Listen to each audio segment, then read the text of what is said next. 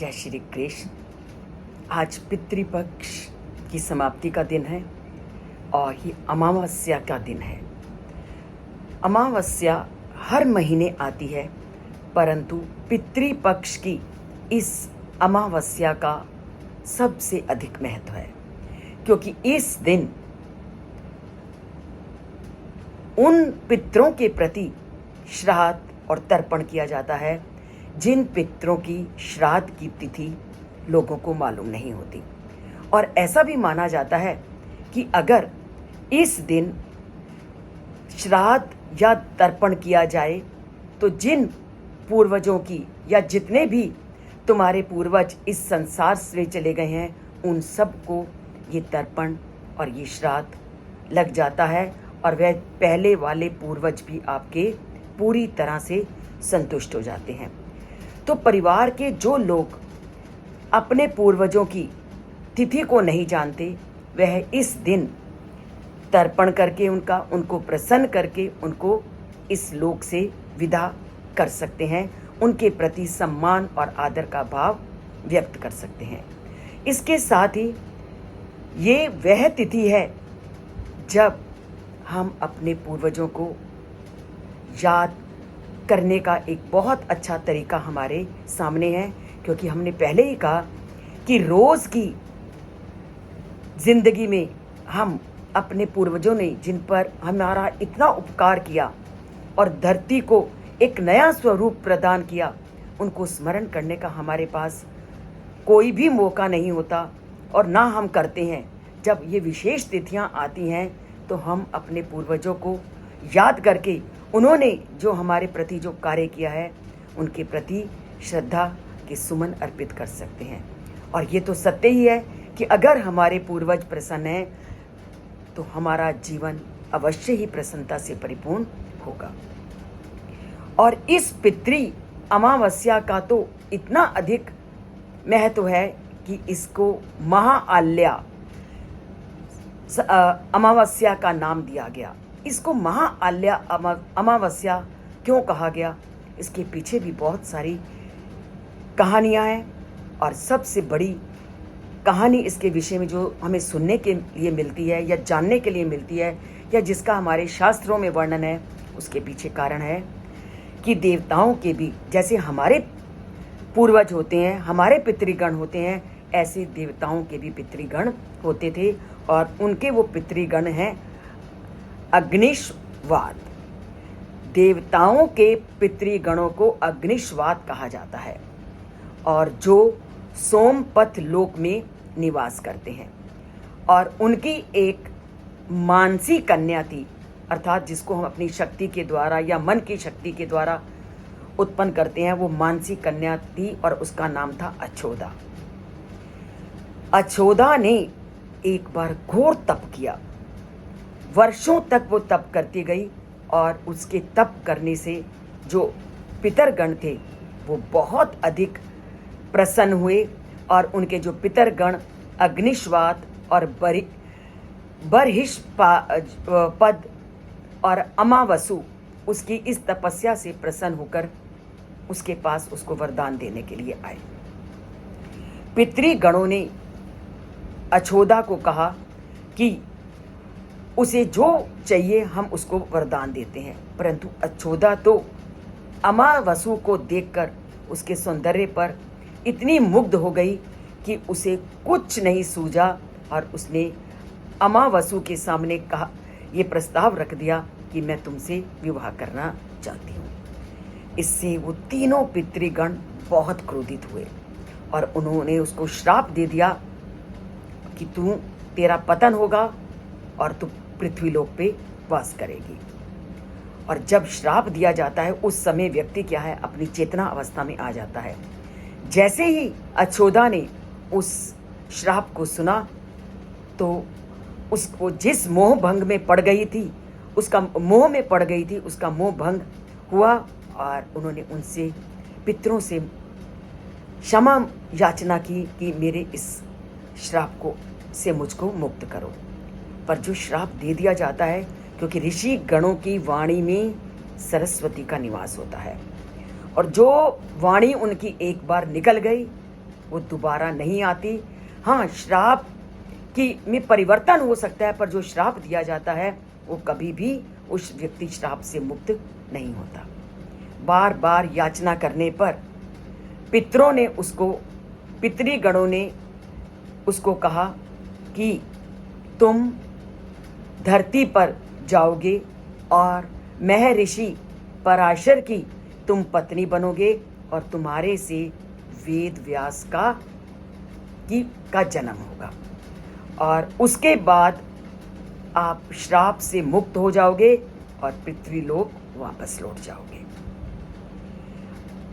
और जब उसको ये श्राप से मुक्ति मिली तो उस समय जो दोनों पितृगण थे,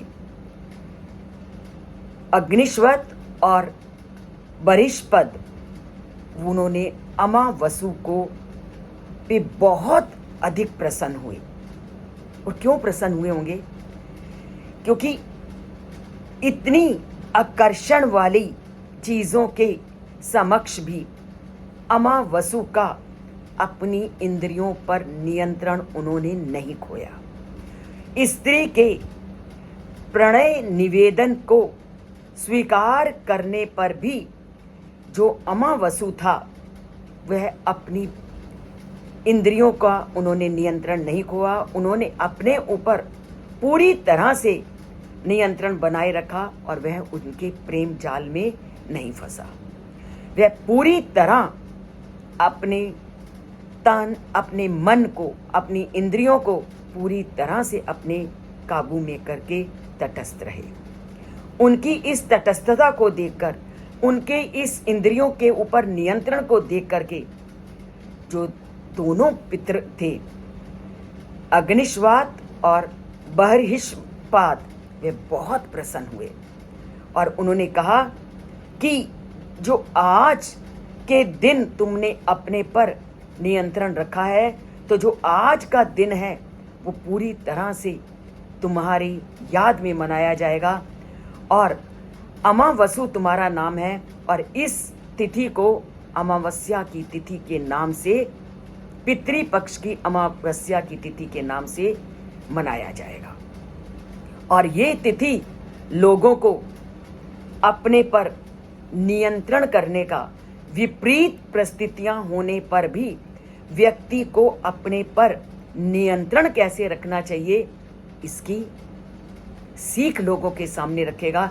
एक शिक्षा प्रदान करेगा कि चाहे कितनी भी विपरीत परिस्थितियां हमारे सामने क्यों ना आए, परंतु हमने अपना नियंत्रण नहीं खोना। चाहे कितने भी आकर्षण वाले पदार्थ हमें प्रलोभित क्यों ना करते रहें, परंतु हमने उन प्रलोभनों से प्रलोभित नहीं होना, उन प्रलोभनों से लोभ युक्त नहीं होना और अपना नियंत्रण बनाए रखना है, चाहे कितना भी विकट परिस्थिति हमारे सामने क्यों ना हो। तो उन अमावसु के अपने ऊपर पूरी तरह नियंत्रण रखने के कारण इसको अमावस्या, पितृपक्ष की अमावस्या के नाम से जाना जाता है कि जिस तरह उसने अपने पर नियंत्रण रखा और इस समस्या से उसने निदान पाया और अपने व्रत से वो डगमगाया नहीं, ऐसे व्यक्ति हमेशा समाज में और जिस भी लोक में विचरण करते हैं सम्मान के अधिकारी होते हैं। तो जिस व्यक्तियों ने इस धरती पर अपने को नियंत्रण किया है वो हमेशा ही समाज में सम्माननीय हुए हैं। ये कहानी हमें इस बात का संकेत देती है। तो नियंत्रण कितना जरूरी है, तो हमारा पूरा शास्त्र और यहाँ तक कि श्री कृष्ण के एक एक श्लोक हमें अपनी इंद्रियों को नियंत्रित करने में बल देते हैं कि जिसने अपनी इंद्रियों को वश में किया उसका भावी जीवन, उसका सुख समृद्धि उसके हाथ में है।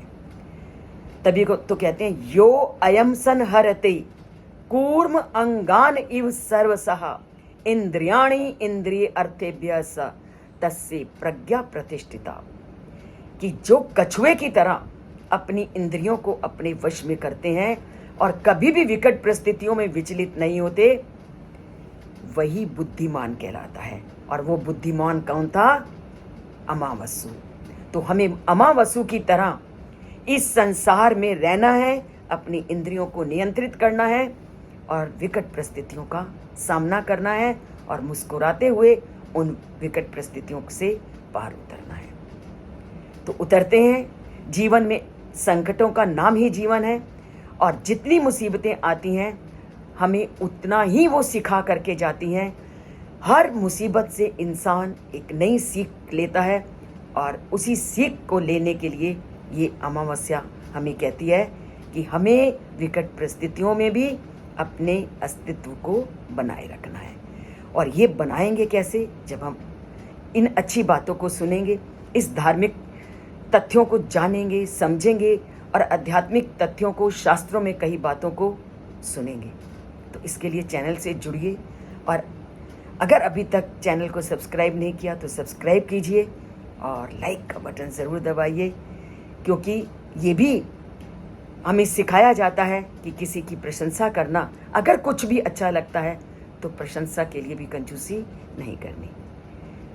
तो लाइक का बटन दबाते हैं, अगर सब्सक्राइब नहीं किया तो सब्सक्राइब करते हैं और ज्ञानपूर्ण बातों से अपने जीवन को प्रकाशमय बनाते हैं। जय श्री कृष्ण।